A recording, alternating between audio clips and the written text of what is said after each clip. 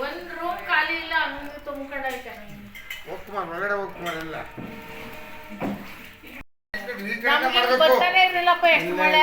ಇಂಥ ಮಳೆ ಇವತ್ತು ಜಾಸ್ತಿ ಊದಿದೆ ಮಳೆ ಮಳೆ ತುಂಬಾ ಊದಿದೆ ಈ ಸತಿ ಇವತ್ತಂತೂ ತುಂಬಾನೇ ಆಗೈತೆ ಮಳೆ ಗೊತ್ತಾಯ್ತಾ ಏನು ಬಸ್ಸೇ ಇಲ್ಲ